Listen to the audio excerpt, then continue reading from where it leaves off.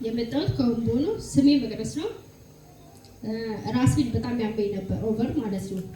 እና በጣም ስለሚያመኝ ራሴ አንዳንድ ጊዜ በቃ የሆነ ሲያመኝ በቃ ስለማስብ ስለምጫናነት ብዙ ነገር በቃ ማለት የማስበው ነገር ሁሉ ስለማይሳካልኝ በቃ ኦቨር ስለማስብ ነው ብዬ ራሴን አሳምናለሁ። እና ግን እንደዛ አይደለም። በቃ በተደጋጋሚ ህመሙ ይመላለሳል። እኔ ራሴን በጣም ያመኛል። ምንድነው ጭንቅላቴ እስኪፈነዳ ድረስ የሚያመኝ ራሴን ብዬ አስባለሁ። በቃ አንዳንድ ጊዜ እስቲ ቆይ ምናልባት የቡና ሱስ ሊሆን ይችላል ብዬ ስለማስብ እተወዋለሁ ቡናውን አንዳንዴ። ከዛ ግን እንደዛም አይተወኝም። ከዛ ተመልሼ ስጠጣ ደግሞ የሆነ ትንሽ ይታገሰኛል። ከዛ ደግሞ ተመልሶ ይመጣል ህመሙ ማለት ነው። እና በቃ ለረጅም ጊዜ ያመኝ ነበር። እና ሲቀጥል ደግሞ ሌላ ህመሜ ደግሞ ማህፀን ያመኝ ነበር እዚህ ጋር ማለት ነው። እና እዚህ ጋር ያመኝ ነበር ለረጅም ጊዜ ህክምና ሲሄድ የምኖረው አዳማ ነው መጀመሪያ ማለት ነው። የመጣሁት ከአዳማ ነው ወደዛ ነው የመጣሁት። እና ከዛ ስመጣ መጀመሪያ ማለት ነው እዛ ላይ ብዙ ጊዜ ህክምና አድርጌያለሁ በማህፀን ጉዳይ ማለት ነው። እና ህክምና ሳደርግ ምንድነው ዶክተሮች እንግዲህ ኢንፌክሽን ይሉኛል፣ መድኃኒት ይሰጡኛል። ለረጅም ጊዜ መድኃኒቱን ወስዳለሁ። ከዛ መድኃኒቱ ያልቃል። ከዛ ትንሽ ሲቆይ ደግሞ እንደገና ይጀምረኛል። ከዛ እዚህ ከመጣሁ በኋላ ክርስቲያን ሆስፒታል ታይቼ ነበረ። ከዛ ህክምና አድርገውልኝ ተመርምሬ መድኃኒት እንትን ይሉልኝ ብለው ቆይ አልትራሳውንድ መጀመሪያ ሂጂና ጦና ላይ ታይና ነኝ እዚህ ትንሽ ወረፋ ስላለ እዛ ታይ አለኝ። ከዛ እሺ ብዬ እዛ ሂጄ ታይቼ ውጤቱን አምጥቼ ስሰጠው ውጤቴን ካነበበ በኋላ ቆይ መድኃኒት ከመስጠቴ በፊት መጀመሪያ ስፔሻሊስቶቹ እዛ ጋር ያሉት ስፔሻሊስቶች ፈረንጆቹ እነሱ ካዩሽ በኋላ መድኃኒትሽን የምትወስጂው አለኝ።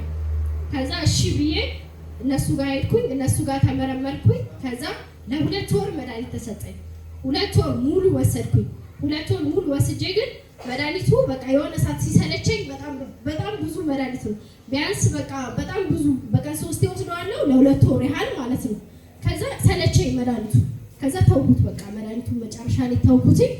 ከዛ መጨረሻ ላይ እስቲ ቆይ ለምን ገዝታው ሳልገባም ብዬ አሰብኩኝና ቅዳሜ ዕለት ገዝታው ገባሁኝ እዚህ።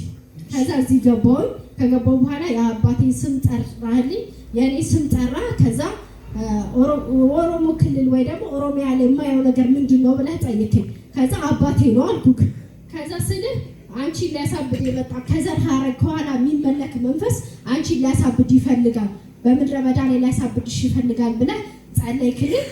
ከዛ በመቀጠል ለእናቴም ጸለይክልኝ፣ ለእኔም ጸለይክልኝ። ከዛ መጨረሻ ላይ እኔ በቃ ዘይት ወሰድኩኝ መጨረሻ ላይ ከጸለይክልኝ በኋላ ማለት ነው።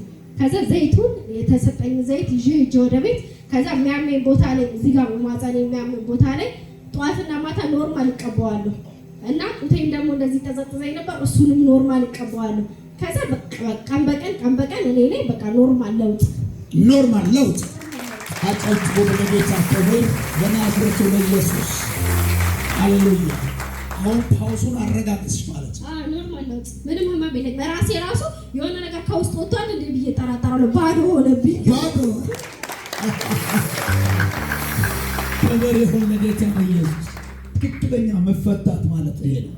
እና ሌላ ደግሞ የእናቴን ፎቶ አስጠልዬ ሰጥቼክ ነበርና አየኸውና ከፍ ዝቅ የሚል ነገር ያለው ምንድነው ስትለኝ ደግም ግፊት አላት አልኩ። ከዛ አማኝ አይደለችም እናቴ ኦርቶዶክስ ናት። እና ከዛ በፊት ስደውልላት አሞኛል ትለኛለች። ከዛ ያን ፎቶ ተፈወሰች። በዚህ ሳምንት ላይ ደሟ ከፍ ዝቅ እያለ ሊገላት የሚመጣ መንፈስ ነበርና ተፈወሰች አልከኝ። አሜን ብዬ ተቀበልኩ። ደውዬ ስጠይቃት ደህና ነኝ አለችኝ። ደህና ነኝ አቶ ወደ ለጌታ ኢየሱስ ክብር ይሁን ለጌታ